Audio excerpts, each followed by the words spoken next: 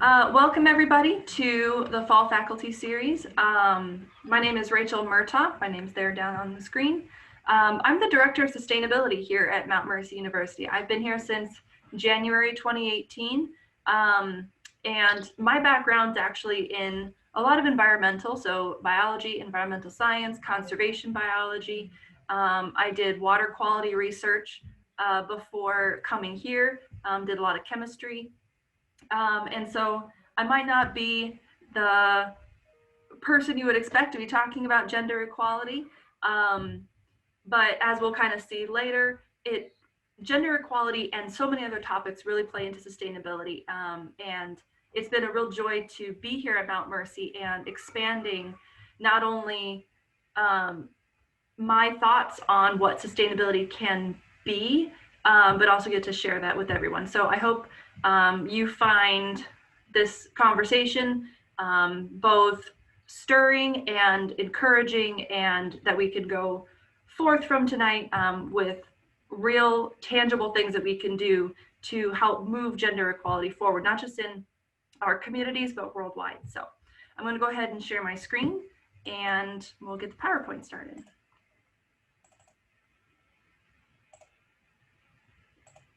There we go.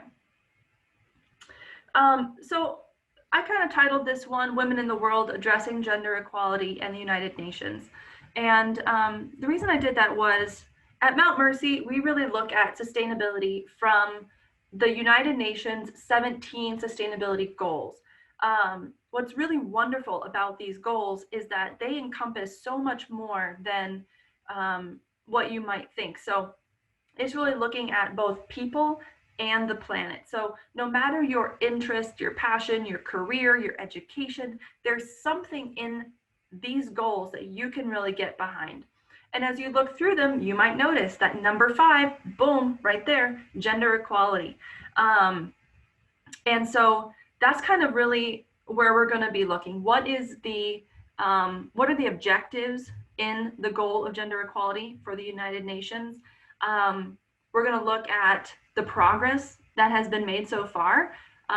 What are some of the challenges that we are facing worldwide with gender equality? How has COVID really affected some of these goals? And also, how is climate change affecting these goals? How is climate change going to affect women specifically? And then finally, we're going to kind of end with, okay, here's everything that's been happening. What can you do about it? Because I never like to leave people without at least having some sense of agency in what they can do to solve the problem.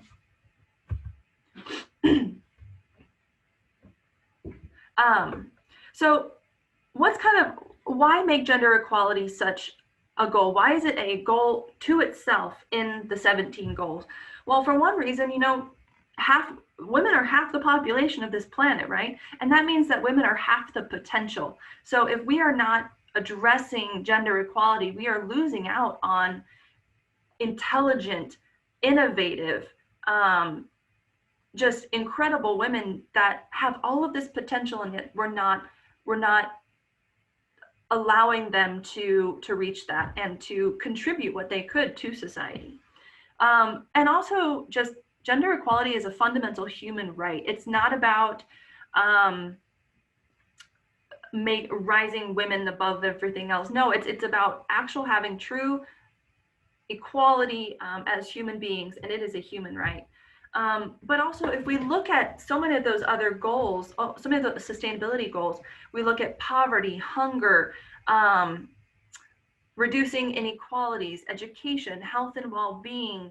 All of these really depend on reaching this goal of gender equality too, because unless we solve that problem, we're still going to have issues with poverty and hunger and child mortality and so many of these other goals until we can fully address the one of gender equality. So if we look at a more detailed look at the UN's objectives with this goal, they're pretty lofty, but that doesn't mean we shouldn't go for them with everything we've got. The top one right there is probably what you would think of first when you think of gender equality, and that's ending all forms of discrimination against women and girls. Kind of piecing that out a little bit more, that includes eliminating all gender violence, and that includes, not just domestic abuse, but that includes trafficking, exploitation. And one of the objectives that I found really, I guess, encouraging was recognizing the value of unpaid work and domestic work. And that really gets into like legislation and infrastructure and policies. And also just promoting the idea of shared household responsibility, addressing the ingrained culture of societies that says, okay, women do this and men do this. And really seeing that we can all share in those responsibilities. Another goal there is eliminating harmful practices which disproportionately affect young girls, and that's child early and forced marriages, and also female genital mutilation and cutting, FGM. Those are certain practices, especially the early and forced marriages, that have a lot of effect on the other objectives as well. And then also just really encouraging women to take on leadership roles, and encouraging cultures and societies to allow women into these leadership roles at all levels. And that could be in the household all the way up into parliaments for different governments and countries. They also are pushing for universal access to sexual and reproductive health and rights. We'll look at some of the challenges that are coming from that goal. And then also allowing women to have equal rights and access to resources, to own land, to be able to have their own finances, to be able to have control of their lives. And then also a lot of these are going to come down to enabling women access to technology and education for those technologies. And then and again, all these really come down to policies, legislation, and cultural empowerment. So when we look at some of the challenges that women are facing worldwide, one of the big ones is early marriage. So 750 million women and girls were married before the age of 18, and over 250 million of those were married before the age of 15. So this can bring a whole host of problems. You might have early childbirth in young women, and although young women would be physically able to conceive and bear children, bearing children that young leads to increased risk of mother mortality. You have an increased risk of child death because the mother may not be able to really care for her children as well. But also it affects the woman, because if a woman's married early, there's a much less chance that she is going to be able to continue an education or finish her education. She might be pulled out of school to care for her new family and to care for her children. Then 200 million girls in 30 different countries currently have suffered female genital mutilation. And many of these are before 5 years of age. In Yemen specifically, which is one of the countries that we see the highest rates of this, 85% of those young girls suffered this within their first week of life. So if you're not familiar with this practice, basically this is a practice of cutting, sewing, cauterizing any part of the external and sometimes internal female genitals, and which has no medical purpose. So this is strictly a cultural thing. But the big problem with it, not only is it painful, but it can actually increase the risk of death in childbirth. It can also increase the risk of health issues, urinary and reproductive health issues, and also often can lead to earlier death because of those other two things.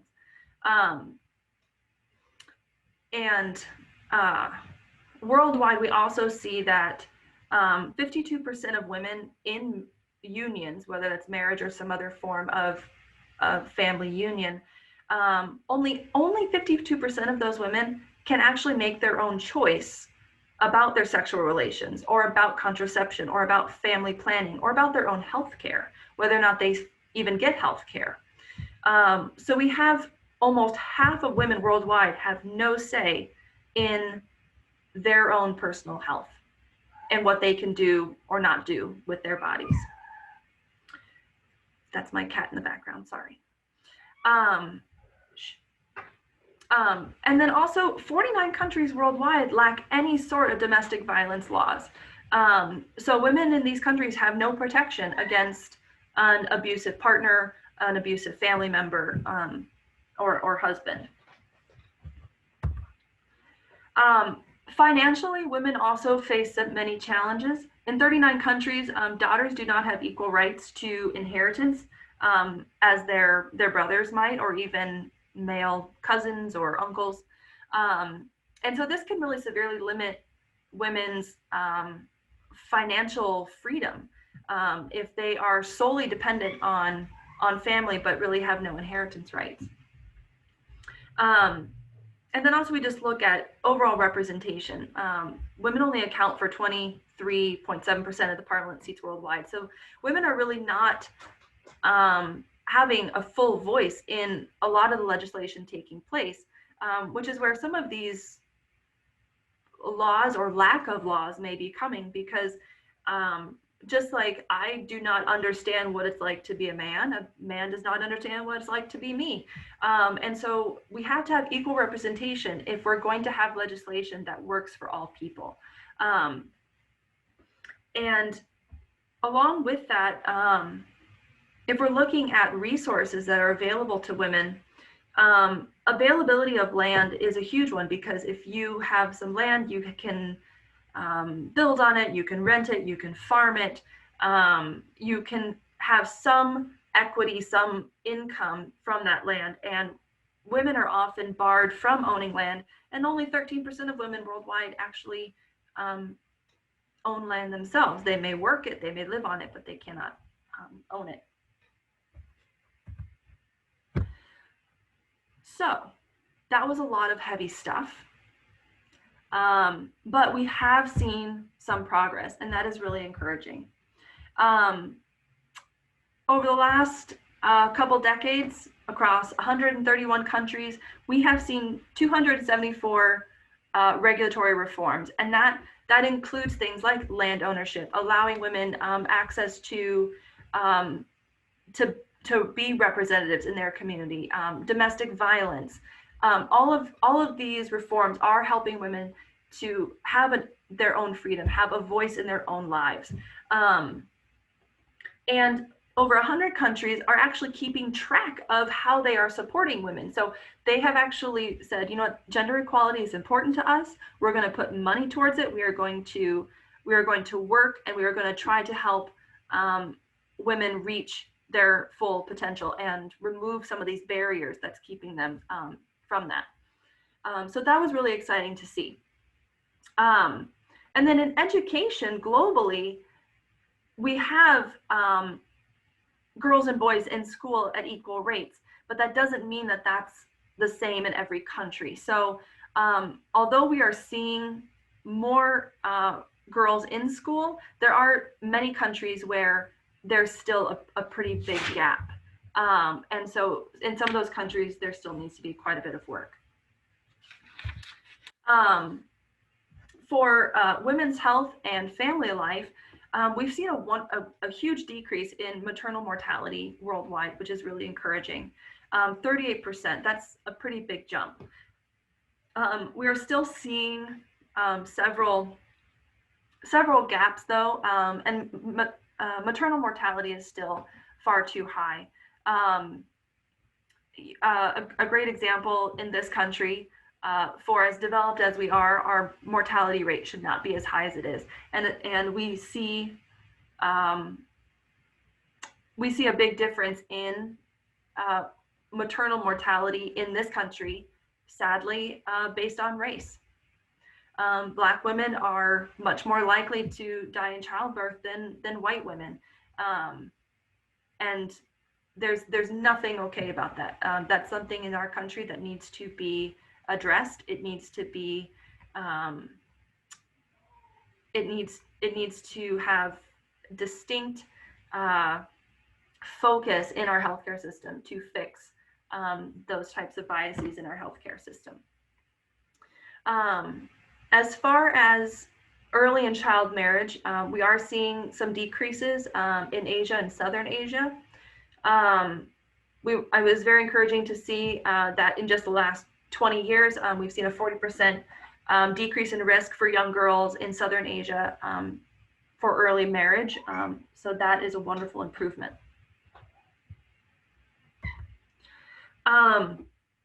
We're seeing also rates drop in female mutilation, so in FGM and C, and that's really encouraging. In the top 30 countries, we're seeing those decreases. So girls in these countries have a risk now, instead of being 1 in 2, 1 in 3 are still suffering the practice. The problem with it, though, is that the rate of decline that we're seeing is not keeping up with population growth. So unless we make real strides in increasing awareness and really talking to the community about this and how it's not necessary, we are actually going to see an increase in this practice over the next couple decades, unless we make real strides. And for this, one of the big barriers is it's a simple kind of, I hate to say it this way, but keeping up with the Joneses type thing. Because everyone in the community does it, it's seen as odd, or you're kind of ostracized if you don't do it. So there's a community pressure for this practice. And there's a fear that if girls in a family do not undergo this practice, then they will not make a suitable marriage. They will not be seen as pure for their husbands. They'll be ostracized. They won't be allowed to fully engage in community. And so a lot of this really comes down to, how do we make it less socially acceptable? Because it's not that that a lot of women want to get this done for their families. It's that there's a social pressure for that. And so that can be a challenge, but that's also an avenue. And we're seeing that younger generations are not as willing to do this practice. And so we're hoping that with increased education and outreach, we can further drop the rate of FGM.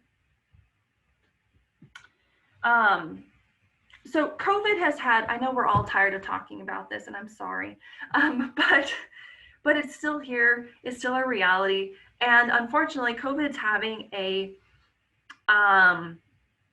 large impact on women, and disproportionately in some areas on women, and is in some cases kind of backpedaling some of the progress that we've made.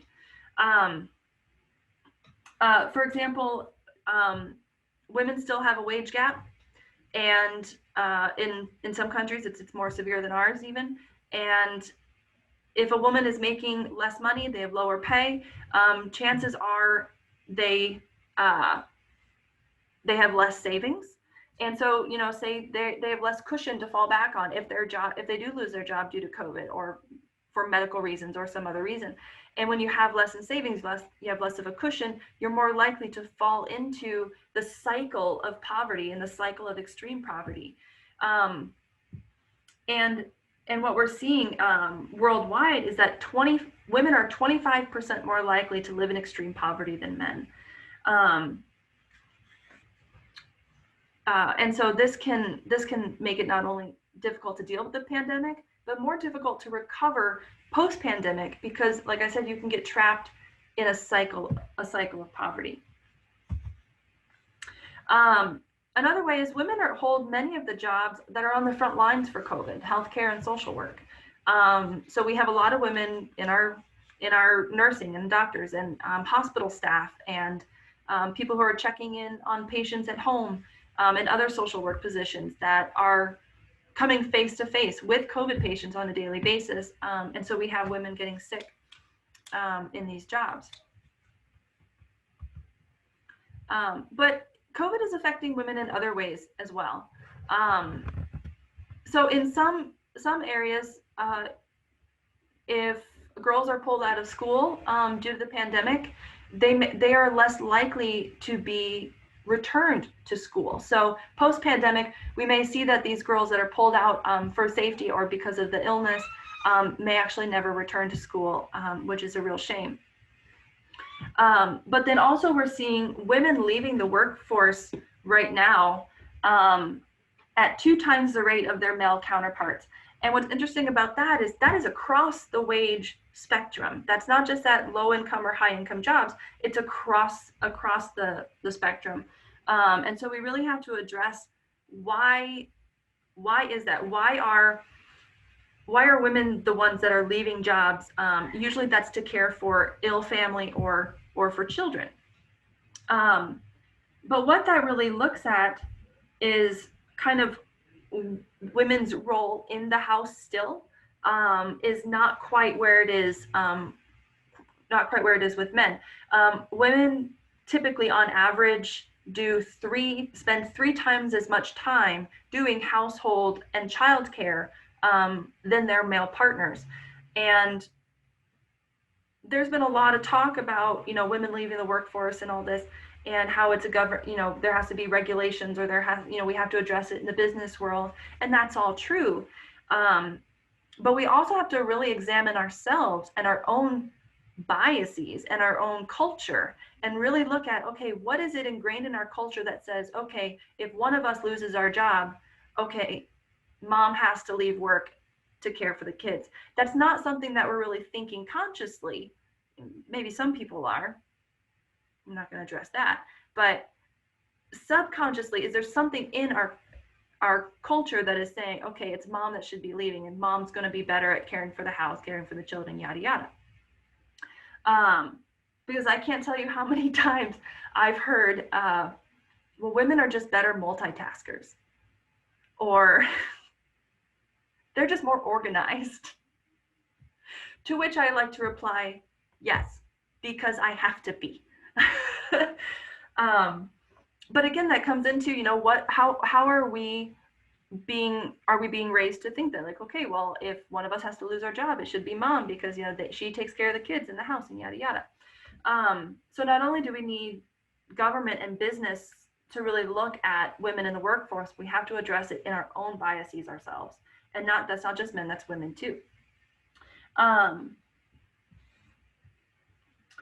But then it also comes down to this need for flexibility in the workplace. One thing COVID has shown us is, one, we can work with flexibility. Many of us are experiencing the joys and frustrations of telecommuting. But that also opens opportunities. And COVID has really shown us how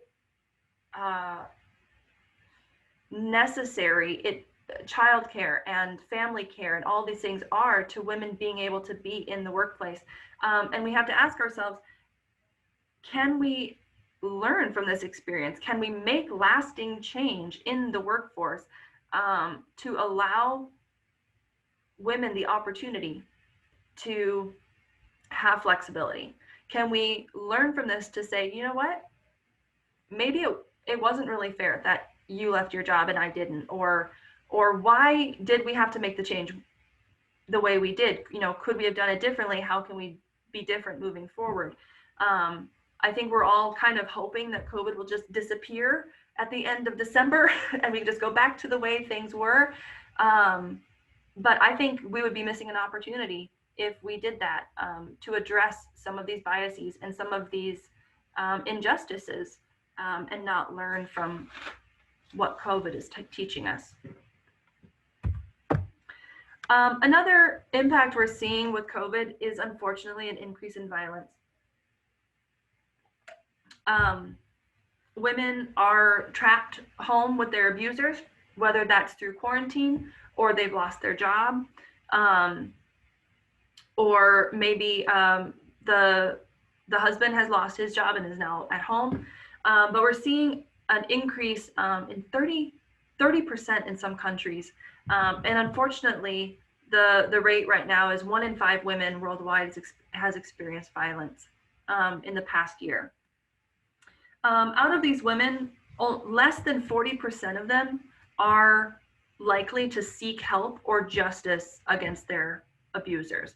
And I think what that really shows is worldwide there are barriers to this, whether it is um, a discrimination against against women for um, not having control over their bodies, or if there's just a stigma against domestic abuse, or if there really are real black and white legal barriers to seeking justice against an abuser. One of the ways that the UN is addressing this, with a lot of support from the EU, is actually the Spotlight Project. So this is really to raise awareness worldwide and offer resources to women in over many different venues to seek help, to find resources, and to get out of dangerous situations. A couple other ways that the UN is responding to the COVID crisis for women is, again, that focusing on violence and access to essential services. So if women need to leave a situation, but they don't have, say, legal right to have money, how are they going to leave if they can't support themselves, support their family? And that's one of the things that the UN is trying to focus on, is giving women resources that they can support themselves, or at least leave a dangerous situation. Also, the UN is trying to support women-owned enterprises, so allowing women to have more financial independence and agency in that. One of the ways they're doing that is they're using blockchain technology like Bitcoin to really mobilize financial resources and getting them to women in need across the world.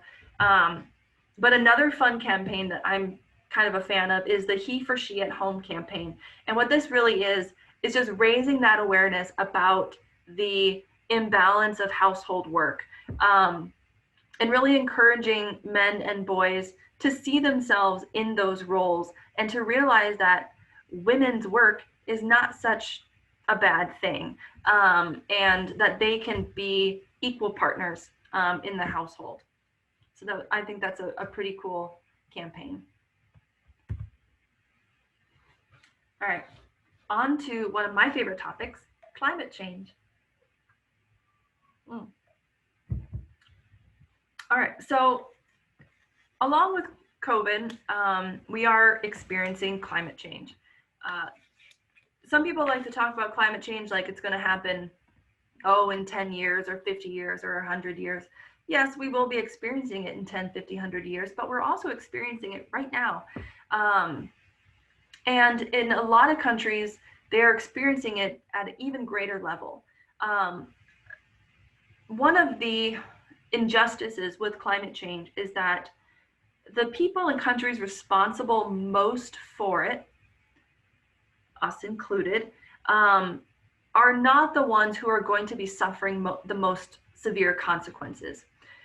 It's people in developing countries, indigenous populations, marginalized populations, minority groups.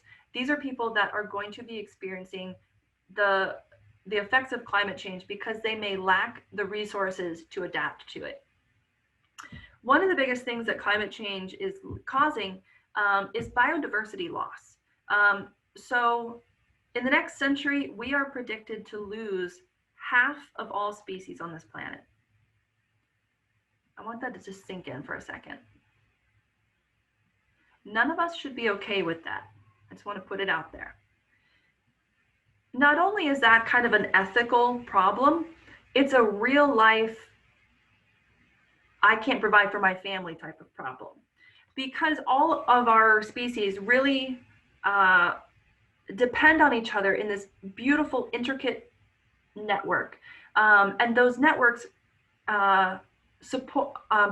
they make up the ecosystems that we all depend on. So as you lose pieces from these ecosystems, those ecosystems cease to function. And those ecosystems provide the natural resources that we need. Wood products, fuel, air filtering, water cycling, nutrient cycling. And so loss of biodiversity can really have detrimental effects on our ability to provide for ourselves and people provide for their families. And also we look at if we look at deforestation alone, what we're doing, deforestation is 20% of all carbon emissions. So there you have kind of biodiversity loss leading to climate change, and also climate change and deforestation can lead to greater deforestation because of drying, disease, and other effects that affect the ecosystem.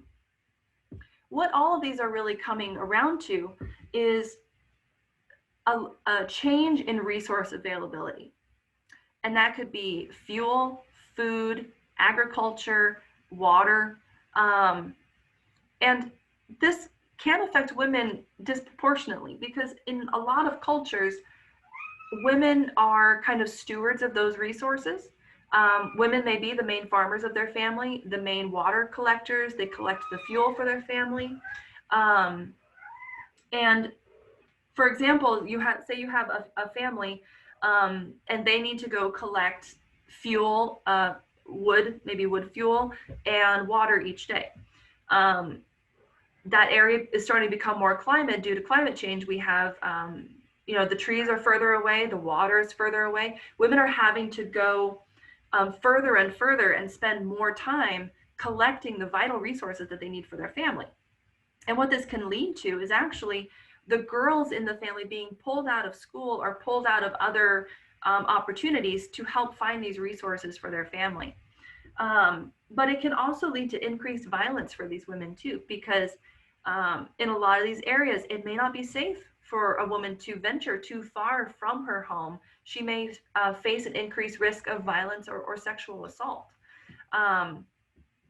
And so having to go further for firewood may not sound like a big issue, but for some people, it could be a life or death issue. Climate change is also affecting the health of women, and not just women, but also just people in general, we could say that. Mosquitoes really like it hot, let's say that. They like it warm. Increased heat increases the biting rates of mosquitoes. So if you're not for mitigating climate change for any other reason, that is a good one. Nobody likes mosquitoes. But not only are the mosquitoes biting more, but the parasites that they can carry actually mature faster when it's hot. And mosquitoes reared in a warm environment that grow up in a warm environment are able to carry more parasites as they go to bite people. So you have an increase in disease transmission thanks to climate change. But also, as you have a decrease of resources, you may end up getting refugees, climate refugees. Because if you're a family and suddenly you don't have enough water, you're not just going to sit there in your home and wait to die of thirst, right? You're going to leave. You're going to find a place where you can provide for your family. And so climate refugees may face increased violence on their travels from traffickers, from the countries that may not want to accept them. I think we can look at the example worldwide and see that as a human race, we are not particularly welcoming to refugees. And we're going to see more and more climate refugees. But in a lot of these areas, and a lot of refugee camps, women can face increase of violence for multiple reasons. They're more vulnerable. They're not surrounded by their family as much, but also increased stress can lead to more violence, and women are often seen as easy targets. But also, unfortunately, women are facing higher death rates in climate disasters than men. So if women lack equity in social or financial availability. So if they don't have equal access to money and society, they're more likely to suffer death in climate disasters. And that could be drought, wildfire, hurricanes, flooding, any of those. So we're seeing an increase in women's injury and death due to climate disasters.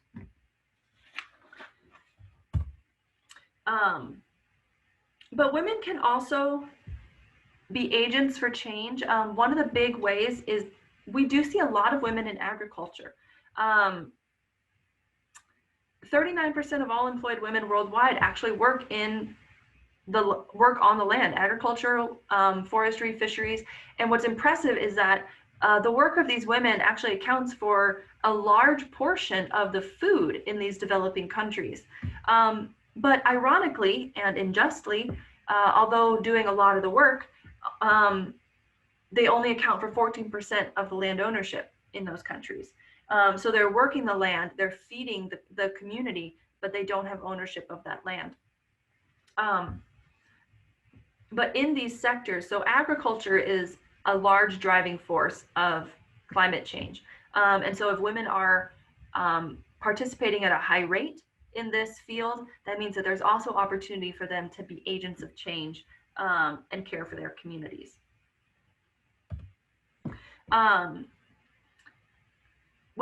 In the energy sector, another big contributor to climate, energy is, and the hard technologies behind it are often seen as men's work because of the education level needed. I guess for some reason math is seen as a men's thing. But in a lot of these places, we're starting to see women in their communities really move their families and their communities forward when it comes to green renewable technology, which is really exciting. For a lot of countries, they still depend on biomass for fuels.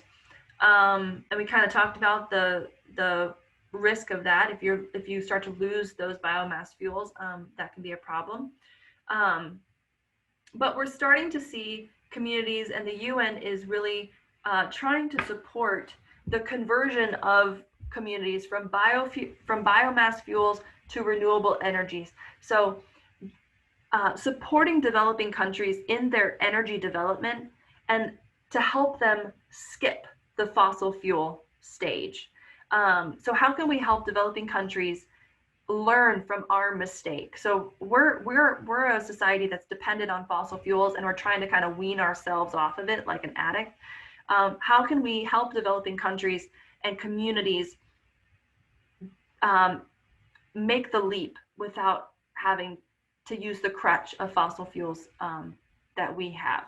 So we're seeing that women in these societies, because they are in charge of their households and in charge of the fuel and the resources for their family, we're seeing that through education and outreach, we're making big impacts in the energy sector simply by kind of one-on-one with women in communities, which is pretty exciting. When it comes to how we adapt to climate change and how do we mitigate it, we have to really consider the different needs of women and also the needs of men. So in a lot of surveys, sometimes you might be tempted to aggregate data between men and women, but it's good to do that, to look at the holistic view, but to really get at the different needs of the community, taking that data and splitting it up by gender to see, okay, well, men are really focused on this over here. They really need help in this sector. Women really need help in this sector. How can we provide for both and really move communities forward as we try to prevent climate change as much as possible? How do we mitigate it, reduce its impact, and also how do we adapt to it? How do we deal with increased flooding? How do we deal with drought? How do we deal with increased heat? Taking consideration for women's needs into this is really critical. As we develop technology, this is also a really fast-moving sector. And usually when you think of technology, you think of the hard technologies like solar panels and wind turbines and green roofs and things like that. But also, we need to consider kind of the soft technologies too, and that could be something as simple as crop rotation and agroecology or regenerative agriculture. even really listening to the wisdom of indigenous populations, and seeing, taking what they know of the land and taking what they know of their culture, and using it to help adapt and mitigate climate change. But then also recognizing that women's roles in the communities, again, offers opportunity to make real distinct changes, for that community as it comes to climate change. But a lot of this is going to come down to also equal access to financing. So this could be credit, this could be education, this could be micro loans, which are widely successful worldwide. And just making sure that we are not leaving women out of the conversation when we talk about climate. I kind of already talked about that, but we can talk about it again. I just get so excited about things. When it comes to women and their cultures, as I was saying, with them being really stewards of their resources, that gives us an opportunity to reach them one-on-one in their families and also in their government and legislation, and say, hey, not only are we not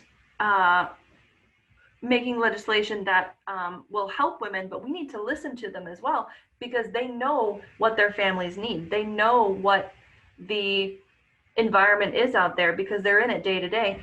And so we can't be responsive to a problem if we don't have all the information. We need to listen to women in our communities and see what actually needs to happen.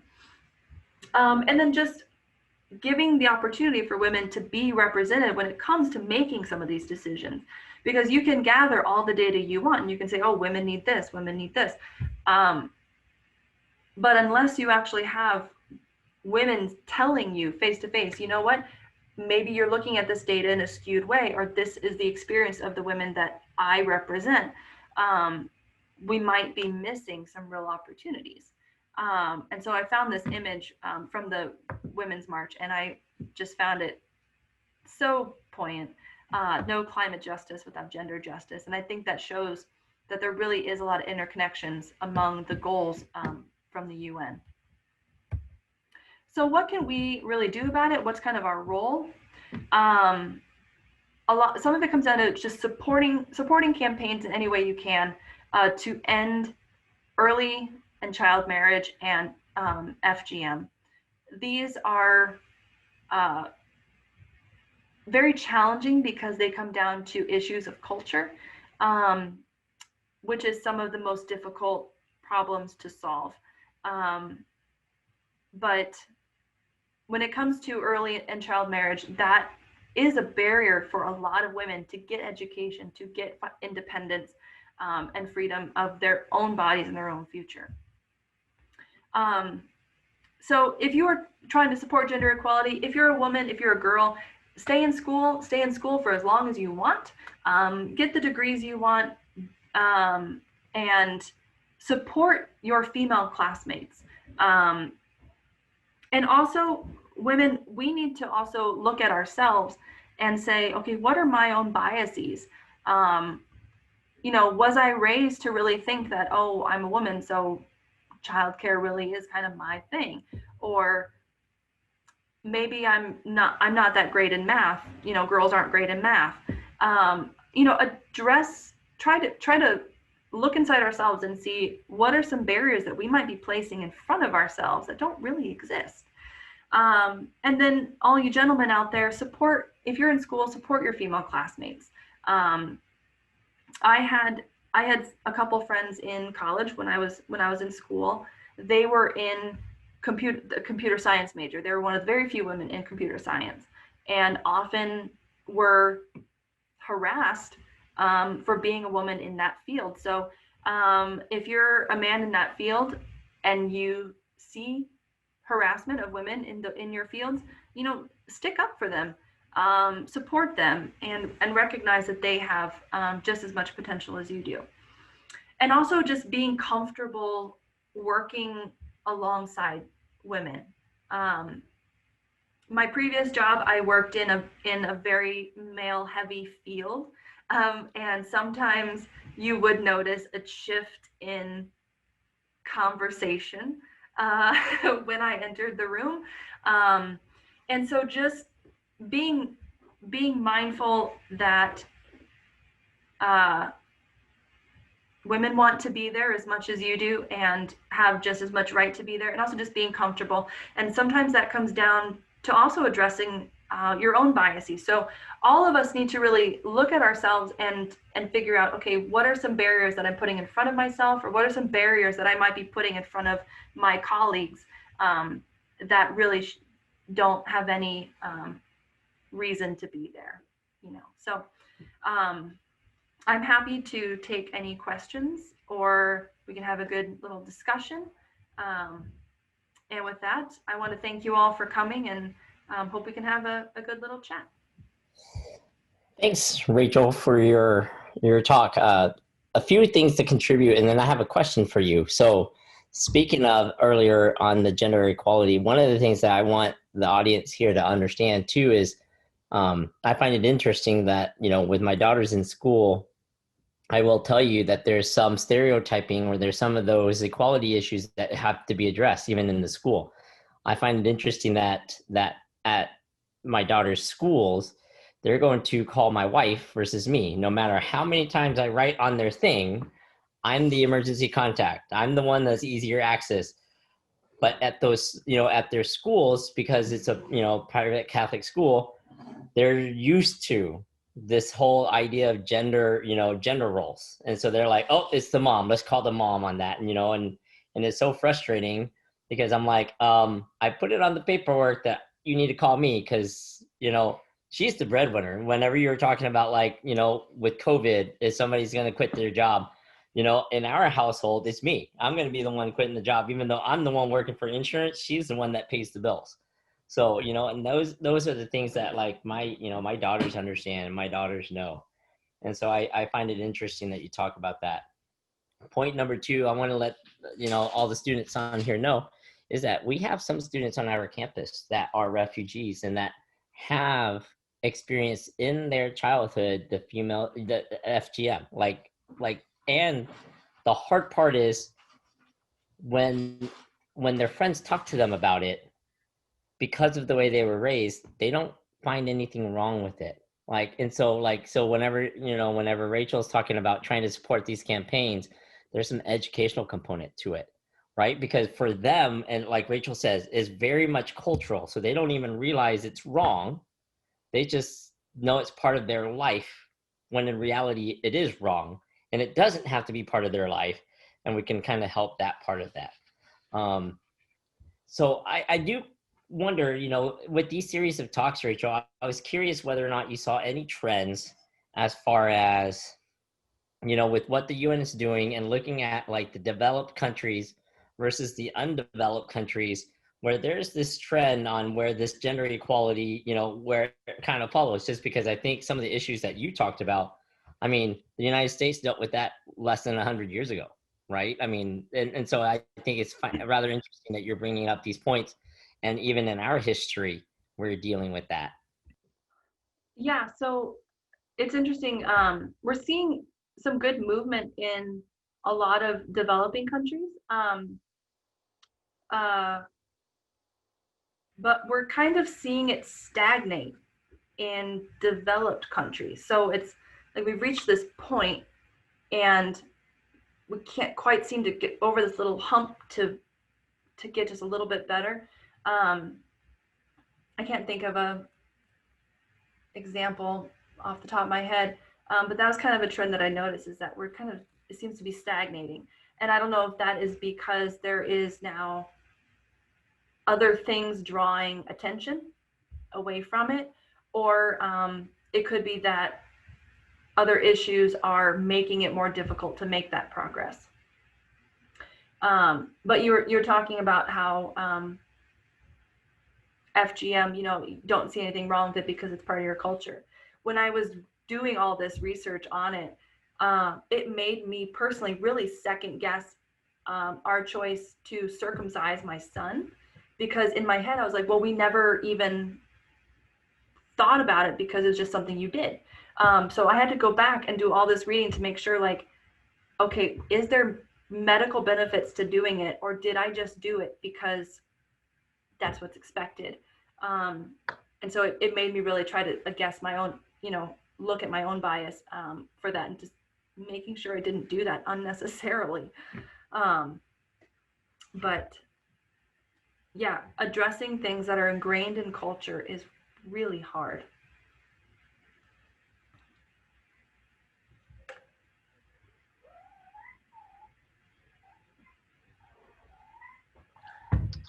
And anyone, you're welcome to jump on the mic, or you can also type something into the chat too, if you would prefer to do that. Yeah.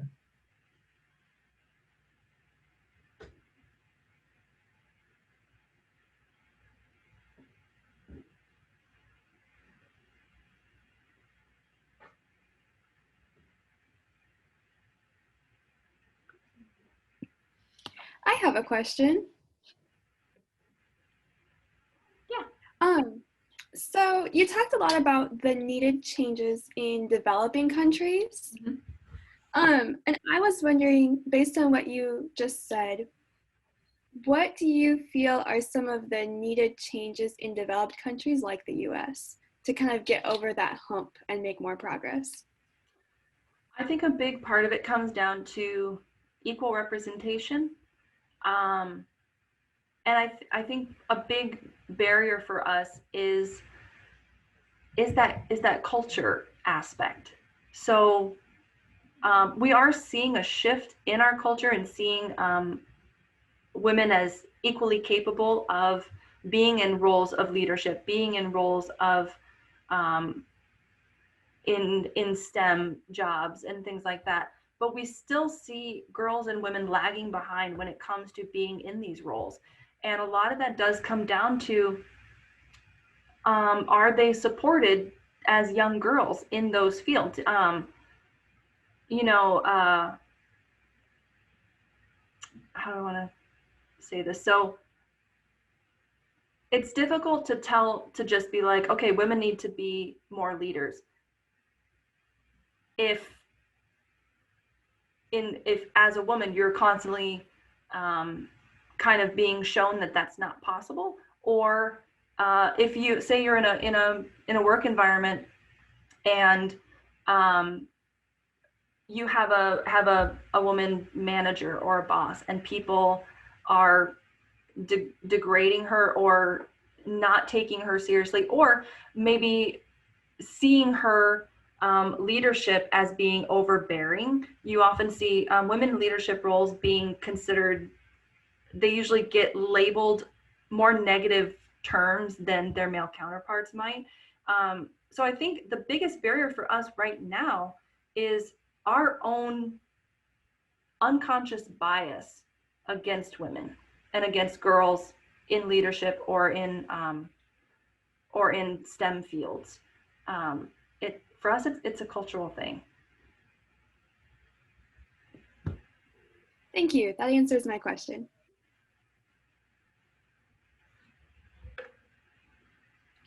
Yeah, just to sort of piggyback that, Rachel, if you look at the way that people responded to Kamala Harris, regardless of what you think of her politics, like the way critics respond to her is extremely aggressively gendered responses.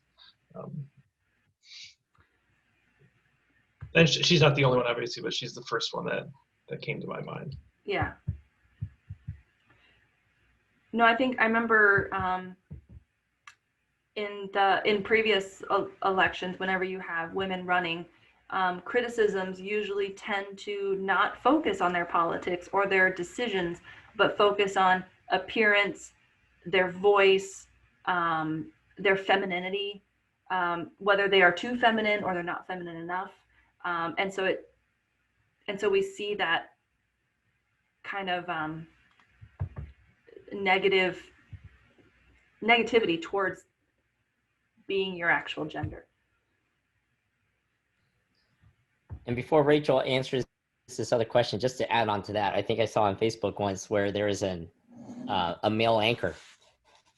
Whenever he saw a female anchor get really hammered on Facebook or on social media on wearing like the same kind of outfit, he ended up doing that every day for, I think, 100 days, and nobody said anything. And so, I mean, it is. I mean, there's just some biases there that, you know, for whatever reason, and it's just culturally written, is that, you know, there are other things that people focus on for females than they do for males. And I mean, that goes for men and women both. I know even with me wanting gender equality so badly, I have to address my own biases when I look at my own household and when I look at how I communicate with my female colleagues, you know, or how I'm constantly checking myself to make sure that I'm treating them based on solely on their merit and not on something else that might be limiting my ability to work with them in the way that they deserve. I think it comes down to each of us have to be conscious of those biases. Rachel, I think Brian has a great question on the chat. It says that, do you know of any specific countries that are great examples of upholding gender equality? More specifically, are there any countries that to look up to as far as that? That's a really good question. I wish I had a good answer for that. I don't know of a particular country that has really reached the bar. I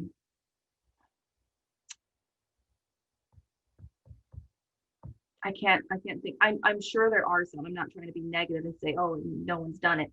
But at the top of my head, I can't think of any. I'd be happy to kind of look up those and get back to you on it. You know, one country I think of that comes to the top of my head, and I'm not necessarily certain about the gender equality, but I do know their role with the climate change is Germany. So, you know, with you know, Angela Merkel being the leader there, I mean, Germany has been one of the leaders in trying to change and move away from fossil fuels and trying to go into the biodiesel type stuff. And so, you know, I look at that country as trying to be forward thinking.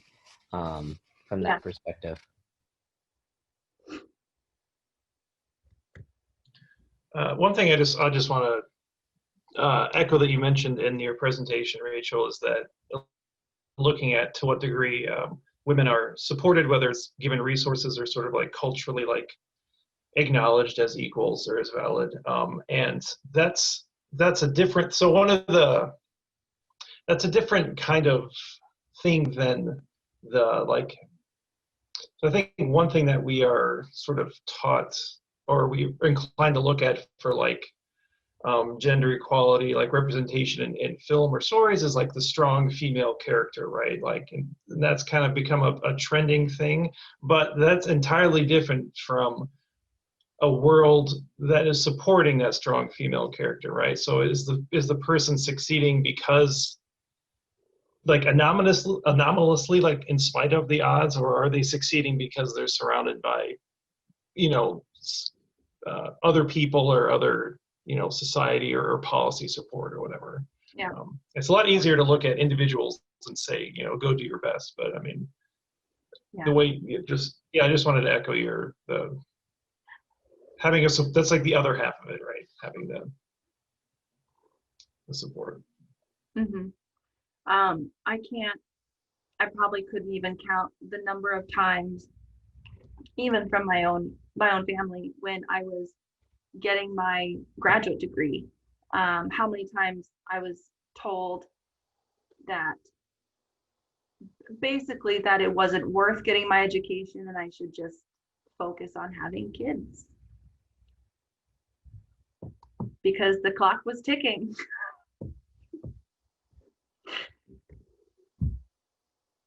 That and that was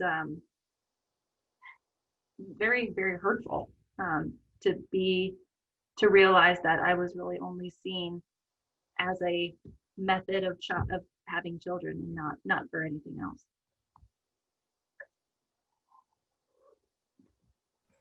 Rachel, if it's any consolation, my parents hammered not just my wife but myself too, you know, and be like, hey, you know what? We gotta have some grandkids sometime soon. Hello, hello, come on, let's get going.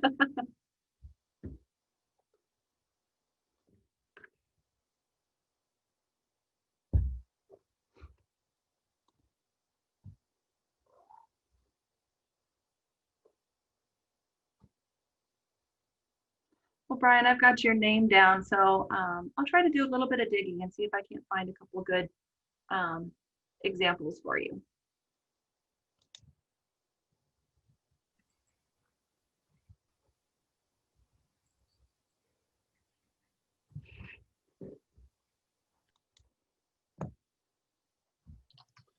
Yeah, and I'll just say, if you haven't met Rachel until now, you know, get in touch with her, stop by her office or her Zoom office. I don't know what your setup is, but Rachel does a ton of awesome stuff with campus and with our students. So, you know, get to know her better if you haven't already. Yeah, anyone can, you can shoot me an email at rmurtaugh@mountmercy.com.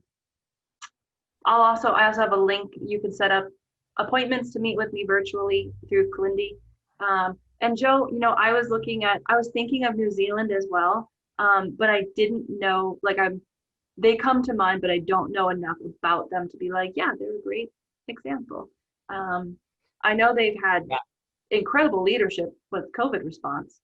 I've seen that. And you know, and I think their leader is also a young leader in comparison to some other countries. So you know, to me, when I see something like that, I see progressive movements, because you know that society is accepting of not just women in leadership roles, but that is a young leader. You know, I mean, she's much younger. She's much younger than Angela Merkel, you know, in this case. And so, and you know, they have about the same, I think, years in their roles, I think. Wow. So.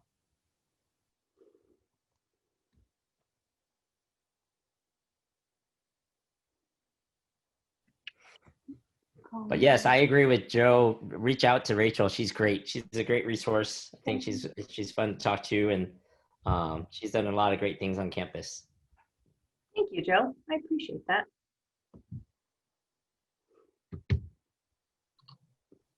Well, it looks like it's about all the questions. Thank you, everyone, for joining us. I rather enjoy the Zoom sessions. Yeah, I like. They're cozy. They're cozier than I would have imagined. Yeah, this video will be available on the Mount Mercy YouTube page soon. I don't know exactly when. We'll get marketing to put it up. So if you want to revisit it, you are certainly welcome to do that. Rachel, any last comments? Closing advice. How do we solve gender equality in 5 words? Or use this opportunity to advertise your survey. Advertise my what? The survey that you sent out, that email. Yeah. So any of you at Mount Mercy, you got an email from me earlier today. So the city of Cedar Rapids is really taking on climate change, and they are putting out a climate community action plan survey. So they're wanting to put together an action plan to really help all citizens of the city adapt and mitigate climate change. But that means that they need to hear from citizens from all walks of life here in the city. So in that email is a survey. There's no wrong answers with it. It's how, it's basically about your life, your needs. So if you fill that out, follow the instructions in the email, and you'll get entered for a $50 gift card to your choice of either Hy-Vee, Target, Amazon, or my personal favorite, New Pioneer Co-op. So check out your email for that. So I don't have any advice for solving gender equality specifically, but my advice when it comes to anything with sustainability is don't be overwhelmed. These problems are big, and it can feel like you can't do anything about it. But what it really comes down to is, you know, even just start with one thing. Find one thing that you can be passionate about and support it, take action on it. And if we all do that, then we should reach these 17 goals including gender equality, in no time. So that is what I will leave you with, and I hope you all have a good night and enjoy the warm weather tomorrow.